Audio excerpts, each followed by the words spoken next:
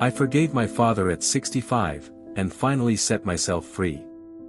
I used to think that when my father died, I wouldn't feel much.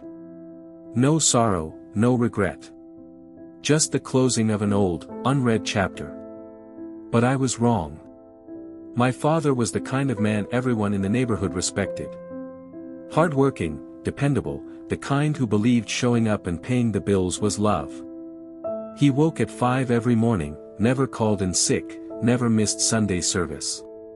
But he also never hugged me. Never told me he was proud. He taught me how to change oil and mow the lawn, but not how to cry when I was hurting. Or how to say, "I'm scared," without shame. I wasn't the son he hoped for. I loved drawing more than baseball, and once, at 13, I told my mom I didn't want to join the army like him. When he found out, he didn't yell. He just stood up from the dinner table and walked away. That silence stung more than any slap. When I was 21, I dropped out of pre-med, his dream, not mine, and switched to literature. He didn't speak to me for 3 years.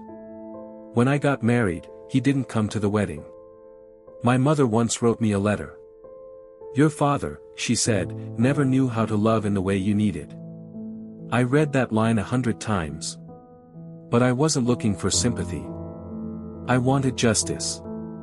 I wanted him to admit what he did. Years went by. I became a father myself. I promised I'd be different. My son, Elijah, was everything to me. But one day, after he broke a brand new phone I bought him, I shouted, "You never do anything right." The words froze in the air. They weren't mine. They were my father's, coming out of my mouth.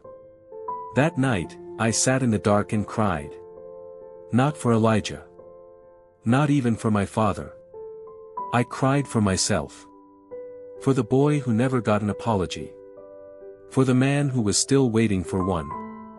Then my mother died. I returned home. My father was 87, frail, living in a small care facility. When I walked into his room, he was staring out the window, the same way he did every morning when I was a kid. But this time, his eyes weren't sharp. They were lost. I had rehearsed a speech.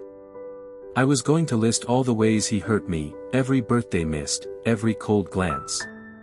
But I didn't. Instead, I just said, "I don't blame you anymore." He turned his head slowly. His eyes welled up.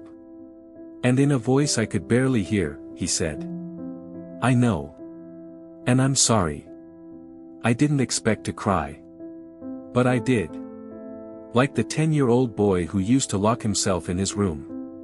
Like the 65-year-old man who had finally been acknowledged. I sat beside him and held his hand. His skin was thin.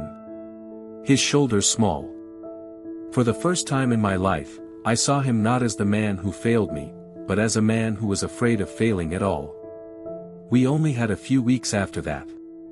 But in those weeks, he told me stories, about the war, about nearly losing my mother, about being terrified of fatherhood but too proud to admit it. He died while I was reading him the last chapter of my first book, the one he never read when he had the chance. I'm not sure he heard me. But I think he understood. Final thoughts. If you're still carrying around your father left behind, I understand. And I'm not saying you have to forget. But I will say this. Don't let that man live forever as a shadow in your heart. Let him go. Forgiveness isn't something you give because they deserve it. It's something you give because you deserve peace.